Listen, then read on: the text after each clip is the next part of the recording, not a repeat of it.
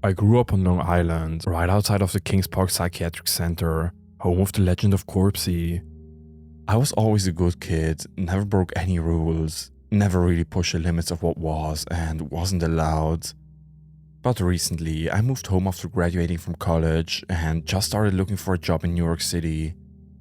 Throughout my college years, I struggled with anxiety and depression, which led to me being medicated to control it. Through this entire ordeal, all I could think about was the poor children of Kings Park and what they have must gone through. Some of them just had anxiety, a common alignment in today's society, and once completely manageable. And yet, they were stuffed inside an asylum, which was over capacity by 1,000 people and treated like animals.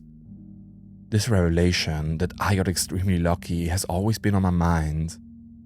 If I had been born just a couple of decades earlier and in the same area, who knows what may have happened to me. On the hinges of self-awareness, I decided to break the rules for once in my life. I had to visit Kings Park and see what it was like for myself. For those of you who don't live in the New York area, Kings Park has a gate around it.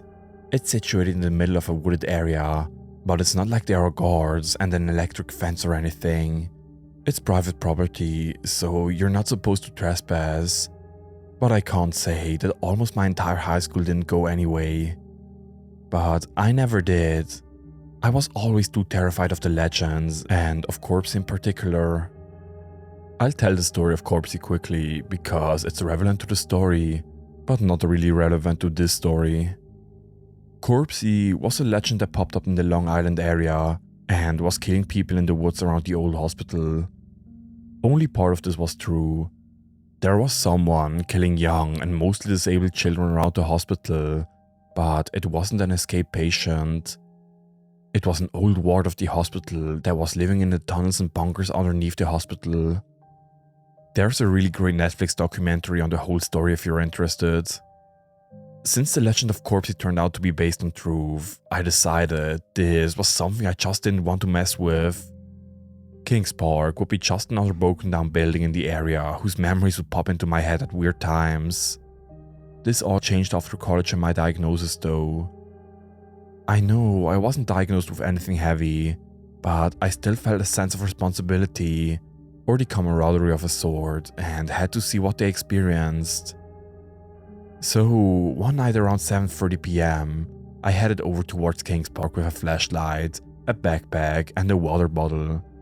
I figured I wasn't going to need anything else, but I did have a small hunting knife with me in my pocket, just in case.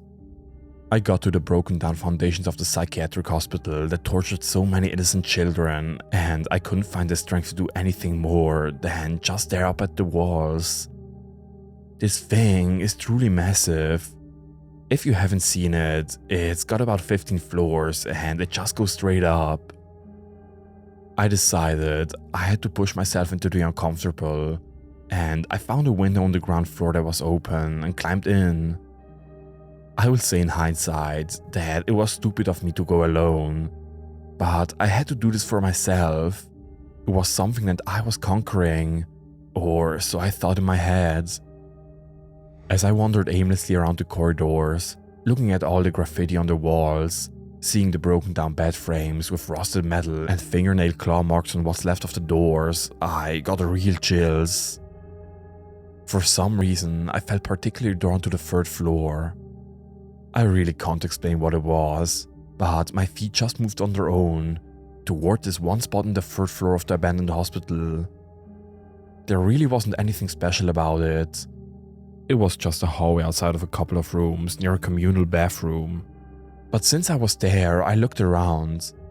I smelled the stale musk of the abandoned building and scanned the exposed brick with my eyes. As I was looking through the shattered drywall to the exposed brick beyond, I caught a glimpse of a spot that was just slightly darker than the rest of the brick and mortar. Intrigued, I moved closer and shined my flashlight right into the dark spot. With a little poking, prodding, and removal of even more drywall, I was able to fish it free. A small, stringy-bound diary, made entirely out of loose-leaf paper. There wasn't a cover, so to speak, so it was able to be folded up nicely and neatly and tucked away into an empty brick space behind the wall. My curiosity was thoroughly piqued, but I wasn't dumb enough to start reading it right then and there. It was dark, and I was still inside of the supposedly haunted asylum. I took one last look around the place, made peace with myself and the patients of the building, and went home. As soon as I got home and took a shower to rinse off whatever was left of Kings Park, I opened up my backpack to retrieve the diary. It seems to be the diary of a young girl who was put in the hospital back when it was in operation. I figured I'd write down the first entry here and I'll share the remainder in the next couple of days. April 24th, 1918. It's my first day here. Mama told me to keep track of the days and who I am so I don't forget. I am Florence Blackwell and I am 10. Mama and Daddy made me come here in the hospital to get better. They said I was sick and that's why I wet the bed at night. Daddy said that once I get better, the other girls in town will want to play with me. Mama was sad when she dropped me off.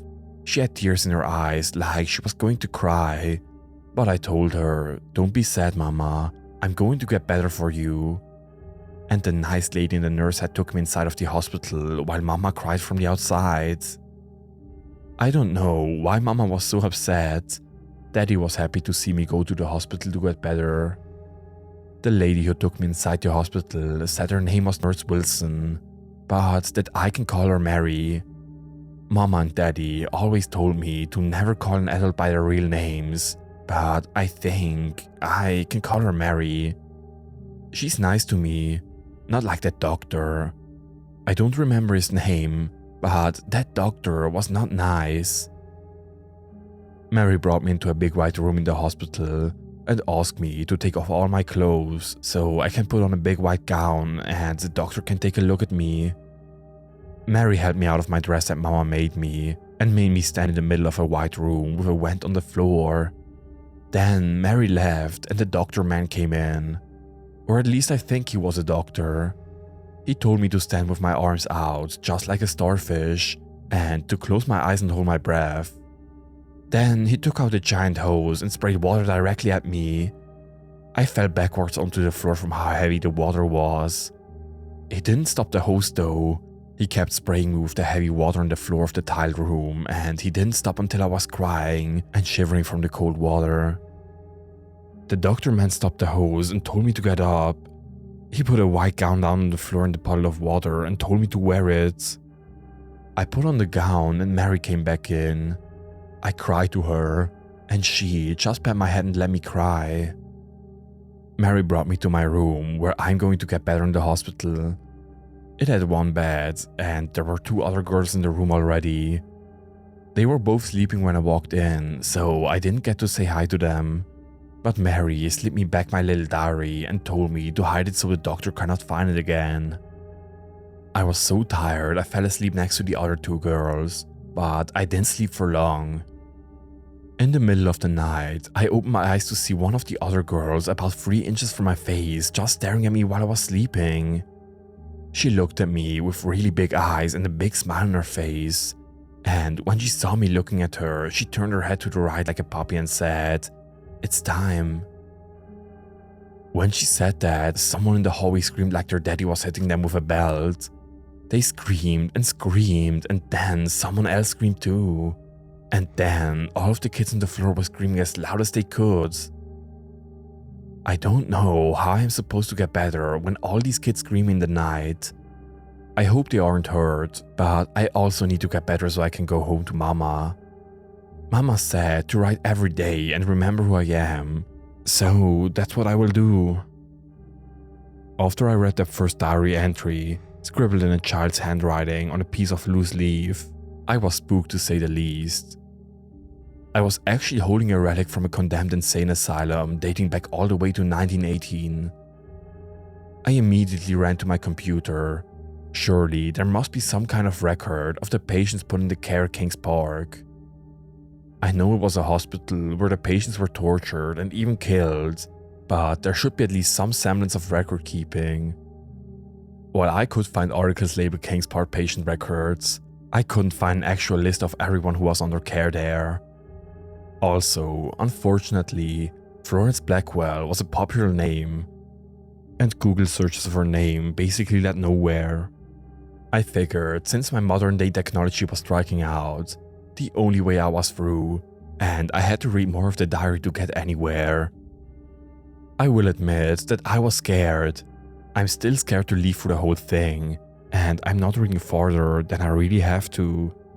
I'm terrified for little Florence and what may have happened to her. And the simultaneous screaming in the middle of the night, something was up and I wasn't really sure I wanted to know what it was. But going back to the sense of camaraderie and duty that I felt while exploring Kings Park in the first place, I felt the same sense of duty to Florence. Her story needs to be told and her memory needs to be honored, so I kept reading. April 30th, 1918. My name is Florence Blackwell, or patient 0724. I haven't written anything here in a while since I have just been so busy learning all the new things in this hospital. Mary comes to visit me every morning and gives me a little cup filled with 4 different pills.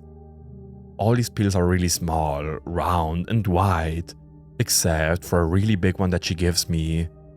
It's twice as big as the others, and sometimes I accidentally cough it up when I try to swallow it. But Mary always helps me. She pats my head, gives me some water, and tells me to tilt my head back and try again. These pills always make me feel funny. It feels like my head is static on the radio. Mama always listened to the radio to see about the war and when Daddy was going to come home. And sometimes the man on the radio would stop talking and there would just be a loud static noise coming from the radio. It was so loud, Mama would scream a little if it scared her and run to the radio and turn it down so it didn't hurt my ears. I wish Mama could help me turn down the static in my head. After I get my pills in the morning, Mary brings me and my other roommates down to the main room for breakfast. This is always the scariest part of my day. There are people all over in wheelchairs, and some of them don't even know they're a person. At least that's what my roommate 0698 says. 0698 was the one who stared in my face that first night. She's been here for 2 months now, and she's almost 13. She wants to get out by her 13th birthday, so her daddy can take her out for a soda like a teenager. The people in the wheelchair have no hair, and they stare out into space. I think they're looking at their imaginary friend, but 0698 says they're not looking at anything at all. Sometimes a little drool falls out of their mouths and they don't even notice when it drips on their laps. I had 2 roommates the first night I got to the hospital, but the other girl beside me, 0698, was brought out of her room by the next morning by 2 large men in white jackets. She looked really scared, but they grabbed her by both of her arms and dragged her away. I think she probably could have walked there, but they helped her anyway. The next morning at breakfast, my roommate was in a wheelchair, staring out at nothing at all. She had a big bruise by her eyeball, but 0698 said to look away and pretend we don't know her. The screaming keeps happening every night. I still don't know why everyone is screaming in the middle of the night. I am Florence Blackwell, I am 10 years old, and I miss my mama. I'm going to keep writing my name so I don't forget it, since no one calls me that anymore.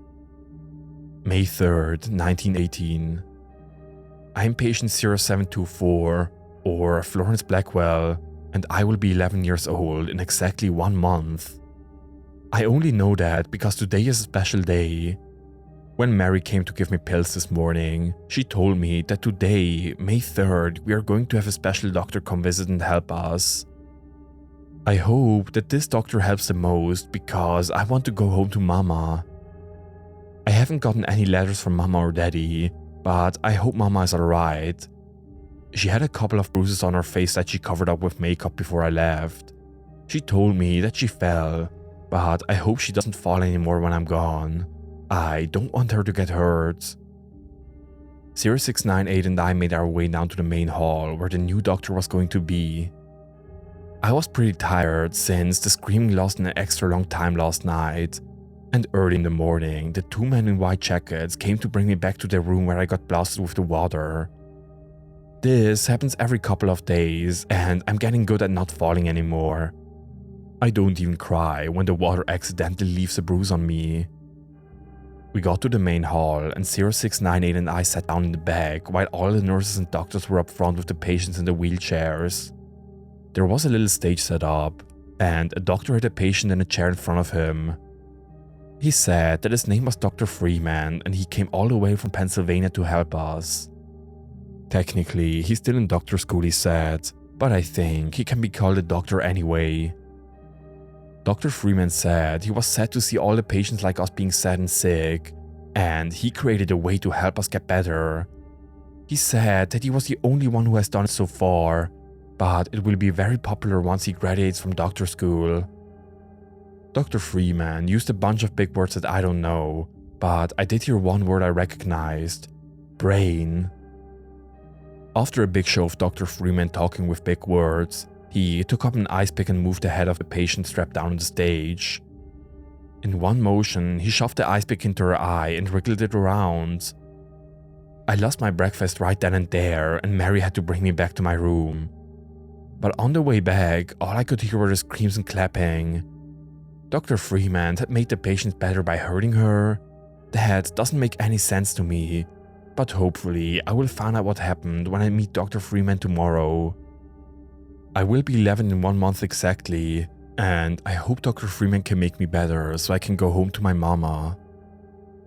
After reading about Florence's lost entries, I was chilled to my core. I knew that lobotomies were a part of life at that time, and especially a part of life within the mental health community, but that didn't make it less jarring to read, especially from the perspective of a 10-year-old girl. What kind of mental health facility forces its patients to sit and watch a lobotomy being performed by a man with an ice pick? This man was literally injuring people permanently for the rest of their lives, and everyone thought it was great because it turns the patients into a less violent type of patient.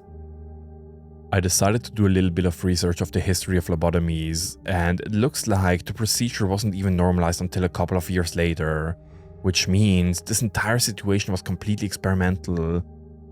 This man didn't have a medical license and didn't have a clue what he was doing. He was essentially just sticking a sharp object into someone's eye socket and wiggling it around until the connections between the prefrontal lobe and their brain was severed. The more I thought about the procedure being done in front of an audience, the more I wanted to lose my lunch. Before reading any further though, I wanted to do a little more research into who Florence was and if we know who she was at all. I couldn't find anything online. I figured there must be some kind of written record that just hadn't made its way to the internet yet, so I went to my local library. We have a historian that works there, and I made an appointment and brought Florence's diary with me for her to evaluate. I didn't want to exactly say that I found a journal while trespassing on Kings Park's ground, so I said it was a family heirloom of sorts and I wanted to know more about who wrote it. Immediately, she was intrigued, and after a little bit of ruffling around for big bookcases behind her desk, she brought out a big registry of people and families that lived in the area at the same time that Florence would have. This was a jump, because for as far as we know, Florence wasn't local. She could have been brought here from almost anywhere. We searched and searched the book for a birth record or something to prove that Florence existed, and we actually almost missed it. There was a small entry from 1908. All it said was that William and Margaret Blackwell had given birth to a baby girl, name unknown. That must have been them. It had to be them. Sure enough, there was a World War I draft registration card for William, and they were from a couple of towns over. These were too many similarities to be a coincidence. I was convinced this had to be Florence. I'm not exactly proud of what I did next, but I stalked the Blackwell family on Ancestry.com, and let me tell you, there are hundreds of people on the Long Island area with the last name Blackwell. But after a couple of sleepless nights making the best of my college-educated research skills, I found them.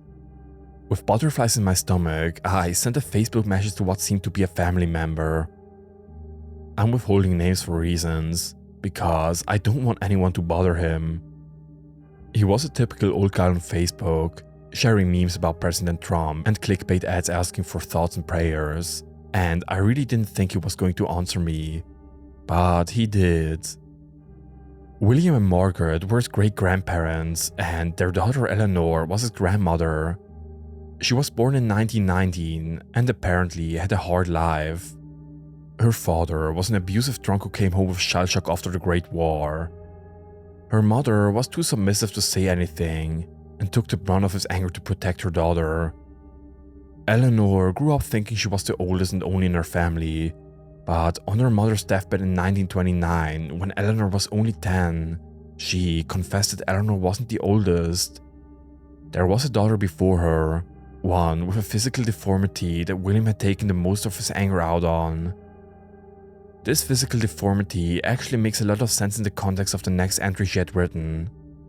She used to wet the bed, and William couldn't stand to look her in the face.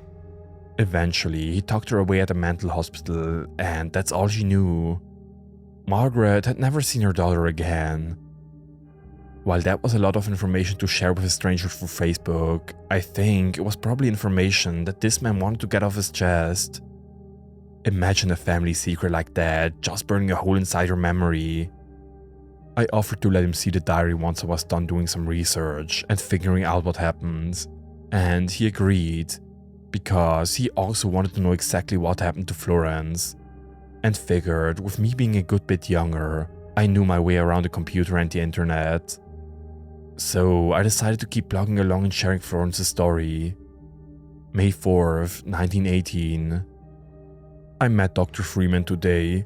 He kept poking my face. Usually that makes me sad. Daddy used to poke my face and try to make it look normal, he said. But I didn't mind when Dr. Freeman did it. He was a doctor after all. Maybe he really could make me look normal, so that way I would be as pretty like Mama. He asked me a whole bunch of questions, like did I ever get mad, or did I ever hit my mama or daddy? I said of course not, I wouldn't hurt my mama, but I think he thought I was lying.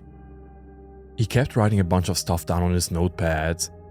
He writes faster than me, but that's probably because he's an adult and knows a lot of stuff. Dr. Freeman kept asking if I had a pet, and I told him about Bunny and how she had run away to be with her other bunny friends. But Dr. Freeman didn't seem happy about that. He wrote even more stuff in his pad. He asked me if I ever started fires, and I said of course not. There was a fire down the street from my house that killed a lot of people back when I was 9. Then he asked me about wetting my bed. I told him that's why I was here. I had to fix my problem so that I can go home to Mama and Daddy so they won't be mad at me anymore. He said that he thought I wet the bed because I was just like some other very bad children he met at the hospital, and he had made them not to be violent anymore, and he could do the same thing to me. I don't think I'm violent, but if Dr. Freeman says it could happen, maybe it could happen. Maybe I could turn out to be like Daddy instead of Mama. I just want Dr. Freeman to make me better to go home to Mama. P.S. I am Florence, 0724. After that second update, I had a bad feeling in the pit of my stomach. Something bad was going to happen to Florence. In my heart, I wanted to be able to hold her, to console her and tell her everything was okay, but she lived 100 years ago. She feels so real and her problems so relevant that it's hard to believe this happened to her so long ago. With a heavy heart and a stomach full of butterflies, I continued reading the journal. May 1918. I'm not sure what day today is, but I think it's still May because I don't feel 11 yet. I think if it was past my birthday, I would feel a whole year older, and I don't yet, so it can't be June. I've been really busy getting better lately. Mary comes in every morning to give me my pills, but lately she's got scratches on her arms, and when I ask her where they came from, she just told me to take my pills. I don't know if I feel better yet, But maybe it's because we're trying so many things to help me. We do water blasting every other day now, but we started a whole new thing to make me feel better. I don't wet the bed anymore, so I think I'm better, but Dr. Freeman says I'm not yet, so we keep doing this new thing. They take me into a big room with lots of machines and wires all over the place. In the middle of all these machines is a chair. They put me inside the chair and strap my arms and legs so I can't hurt myself. Then they put on a headband on my head, and there are 2 little circles that go into either side of my forehead. I don't really like this part because it's painful, but they turn the machine on and the circles on my head start to hurt really badly. They do this a couple of times and every time the circles hurt more and more. Sometimes I scream because it hurts, but most times I'm very brave. Usually when we're done, I take a wheelchair back because I'm just so sleepy, and I get bruises on my forehead. Mary doesn't like when I get this treatment. Her face goes all white and she helps me to bed with a pat on the head like she does. My roommate 0698 is gone now. I don't know where she went, and no one will tell me when I ask, so I stopped asking. The screaming still happens in the middle of the night, but I've seen that a lot of patients, people that were here when I came in, aren't here anymore. I don't know where they went either. For now, I'll just keep doing my treatments and hopefully Mama will come get me soon. I'm 0724. June 1918. Mary told me I'm 11 now. I don't know what day it is, but Mary said it's past my birthday, but I don't feel 11. I still feel 10, but I don't feel very much anymore. The painful circle treatment has been happening more and more, and I'm sleeping a lot after it. Mary always comes in late at night to stroke my head, and sometimes lies in bed with me when I'm asleep without me realizing it, and I wake up with her beside me. Mary came in my room late tonight, after everything was dark, and she told me she had a secret. She said I have to write everything down in my diary and hide it so no one can find out what we did. She said that we have to go and leave really soon. I don't know how I can leave. I'm so tired all the time. But she said we have to, because soon Dr. Freeman is going to put an ice pick inside my eye, just like the day on the stage. That scared me because she screamed really loudly, and I don't want to hurt any more than the circle treatment. She said she doesn't want me to get the ice pick, so we have to leave. That she's going to take me far away, but I have to pick a new name so that no one knows who I was at the hospital. I can't remember my full name, but I think I'm going to pick Margaret. I don't know why, but that's a pretty name. Mary said we're going to go real soon, so I have to go to sleep to get enough rest to go far, far away. P.S. I'm sorry I forgot my name, Mama. June 12, 1918. My name is Mary Baker and I'm a nurse at the Kings Park Psychiatric Hospital. I felt I need to complete 0724's diary so that whoever finds this can get a complete picture of the horrors that were done here. There was nothing mentally wrong with 0724. I knew it and the doctors knew it, but her parents dropped her off here and we had to treat her like any other patient. That is, until Freeman came along. He said that 0724 was some sort of psychopath and needed to be dealt with. That's when he started to increase the frequency of hydrotherapy and even threw the girl into electroshock therapy. That poor little girl doesn't know what is happening to her, but she's the bravest girl I have ever met in my 4 years of working at this dreadful place. I know that 4 years is a long time, but let me tell you, whoever finds this diary, what I did to help the patients here. Every night, I would take a look at the list of the next patient to undergo the terrible therapy that Freeman calls a lobotomy. It's monstrous if you ask me. I would look at which patient was next to receive treatment and quietly slip into their room and kill them.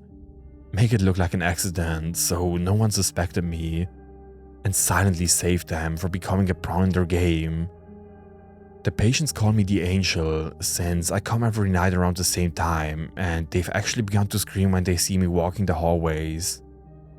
But no one has investigated because all these kids are just crazy.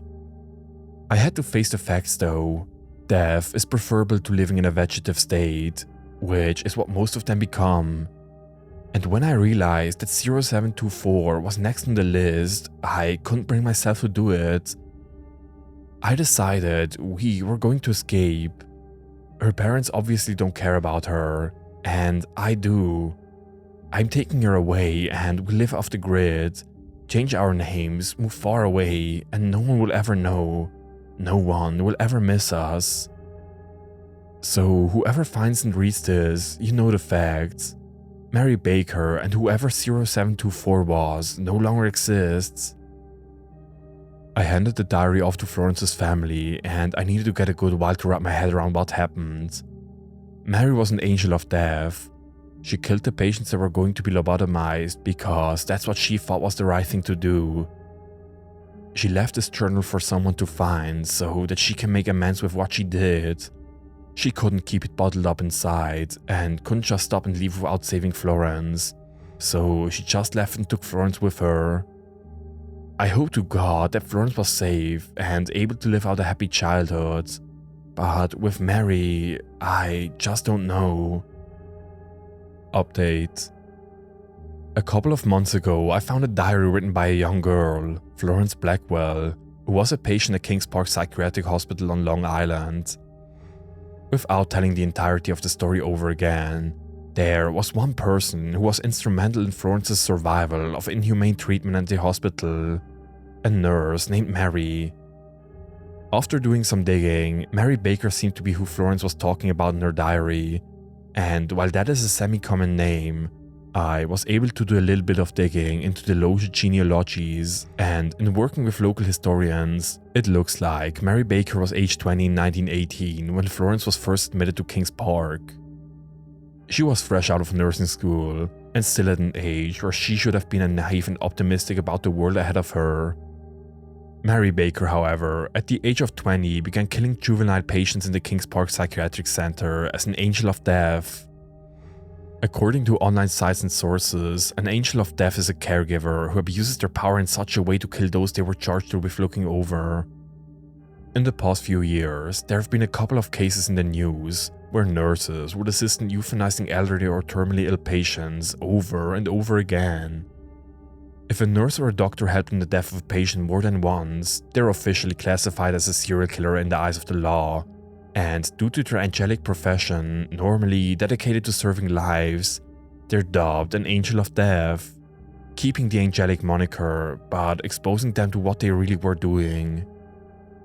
20-year-old Mary Baker would steal away in the middle of the night and kill child patients of the psychiatric hospital who were next on the list for an experimental lobotomy. At this time, the pioneer of the modern lobotomy, Dr. Walter Freeman, was still in medical school, and therefore was not even medically cleared to be performing these operations. The children recognized the pattern of Mary's visit and knew every night to expect her presence, in her ghostly white nurse's uniform, sneaking among them looking for her next victim. Mary ultimately stole away into the night with Florence in tow. They were going to make a life for themselves elsewhere. Thanks to the internet, the story of Florence and Mary was able to spread farther than I had ever imagined. I'm thankful that thousands of people were able to read and learn about Florence's life in the hospital, because if we don't learn from her history, we're doomed to repeat it. Since the story spread so quickly, I received a message from another user named Ellie. I won't expose any of her personal information other than that. Ellie actually didn't live too far from me, in a county of New York, just north of New York City. She said that she read and sympathized with Florence's story and was talking to a group of friends and family members when her grandmother stopped and her face went ghostly white. She asked Ellie to clarify those dates and that hospital at least 3 times, and on the 3rd time, after asking if her grandmother was okay, her grandmother, Adrienne, told the following story. I've copied and pasted this exactly as Ellie had transcribed the conversation for me. My mother had a younger brother growing up, and he was always so bright, she said. She said that he could solve any math problem in just a couple of seconds. He did well in school and was so smart, but he was a little slow. I don't know if it was autism or what they'd call it these days, but all my mom told me was that he was slow and that was fine. We knew the gist of what she was getting at, but one day, her brother Joseph stood up and just stopped talking. No one could get him to speak a word, and after months of trying to get Joseph to speak to them and to go about his life, they gave up and put him into a mental hospital because, you know, that's what they did back then. They were living in Brooklyn at the time, you know, running the restaurant, and he was put into Kings Park Hospital. Now, I don't know what time that was. I was born in God, the mid-40s, so I'm thinking this is probably right around the same time. It was probably around the early 20s that all of this took place. Ellie was stunned into silence, and for good reason. She sent me all of this over text message once we finally realized we had to be speaking somewhere other than online forums, and she actually invited me to greet her and her grandmother up in their town. She said that there was a story from her grandmother that I needed to hear. So I shared my location with my family and all my friends, and I geared up the car to head to upstate New York to meet with Ellie and her grandma. The location where Ellie had me meet her and her grandma was quaint, albeit a little interesting. It was a small town right by the Hudson River, and it was adorable. Cute little homes all on the main street, and they were even having a farmer's market the day we decided to meet. But right outside the heart of this town was a little park named Celsius Park. I got closer to my destination and noticed that it definitely was a town park, but in certain sections of the park there were bricks and other posts that looked like from a building. There were mounds of unusually high dirt that just didn't seem to fit with the park at all, but I figured maybe it was just a quaint feature of this town. I eventually met up with Ellie and her grandma, and we sat on a bench facing the mounds of dirt and exposed structural columns. I was the first one to break from the awkward pleasantries, and I asked what exactly this park was. Ellie looked to her grandma, and her grandma Adrienne nodded and said, "I'll tell her, don't worry." She took a deep breath and started. "So you probably know this called Celsius Park, right? You put it into your GPS on your phone to get here. So what you probably didn't know is that up until about 3 years ago, this actually was a giant abandoned building sitting smack dab in the middle of town. Everyone saw it, everyone passed by it on their way to work, and yet no one really did anything about it. It was just kind of there, as if invisible. Now, I don't know all of the story here, but I do know that I had an uncle, my mother's oldest brother, Anthony, who went to school here. It was probably about the mid-20s or early 30s, and Anthony got sent up here out of the city to go to school. He was always a bit of a troublemaker, so they put him into a Catholic school. One of those schools you sleep away at, and where the goal is to make you a priest one day. Now, my mom and her older brother passed away right when Ellie was a baby, so that was probably... How old are you again? Oh, 19 years ago. Uncle Anthony passed away first and gave something special to my mom. When she passed away, she gave it to me. I read through it once, but it never really meant anything to me, so I tucked it away in a drawer as something to look at when I missed my mom. After Ellie told me about her story and those people, something hit me as familiar. And I think her Mary worked at the Celsius school with my brother. I was speechless. If what Adrienne was saying was correct, this would be a couple of years after Mary and Flores left the King's Park in the middle of the night. This would absolutely be the correct timeline for their escape. It would make sense that they hadn't gone far. They were a single woman and a young girl in their early 20s, and they wouldn't have gone far without getting puzzled looks. "I think you should borrow this for your research," Adrienne followed up. She had tears in her eyes, and I had goosebumps on my skin when she said the last sentence before excusing herself to the car. "This story deserves to be told." I exchanged some pleasantries with Ellie once her grandma left, but I ran back to my car creating a journal like a baby. This couldn't be real. Had Mary actually written and kept a journal out of her life outside the King's Park? I told myself I was going to wait until I got home to read it, but I had a 4-hour drive ahead of me without facing New York City traffic, so I sat right there in my car in the shadows of the abandoned Celsian school and began reading. I'll post and update the other entries as I read them later on. August 31st, 1925. Florence and I got incredibly lucky in securing this job at this new school. I'm told this was a private residence before turning into the school it is now, but that doesn't much matter to me. Florence and I aren't allowed most places, as their space is reserved only for men, or men with the Catholic Church. But that doesn't much matter to me either. What matters is that Florence and I are safe, and we've made it this far in our journey. My last journal I've left behind as a memento of our time there, and I plan to do the same thing here. If I don't take them with us and I leave no hint of where we're going, we're untraceable. I am now the cook for the boys and teacher of the Salesian school here. Florence, masquerading as my daughter, was allowed to board with me in the basement of the school as long as she agrees to attend mass regularly. If that was the only stipulation to our safe harbor, Florence would go to mass 3 times a day if needed. She whines and cries almost every night for her mama, and I have to constantly remind her that I'm her mama now. There won't be anyone else. Not now. Not ever. September 3rd, 1925. Florence came running and crying into my arms today while I was fixing lunch for the boys. My friend James, she cried. He's gone. They found him in his bed this morning and his neck was all turned around the other way. The priests say it has to be the devil coming to punish him, but James was the best boy I had ever met. He even said we might get married once he graduated from the school. I pet her head softly and let her cry into my dress, much as she had the first day I met her. I stroked her auburn ringlets and tilted her head up so that her blue eyes met mine directly. I told her that God and the devil work in a mysterious way, and we mustn't question what the priests are saying is true. We owe the priests our lives, and we do what they say. She sniffled, but nodded her head, and with permission, excused herself to the bedroom to almost undoubtedly continue her tears. I have to keep working with that girl. She has to understand, I am her caretaker. I am the only one looking out for her. No one will get in the way of me and my Florence.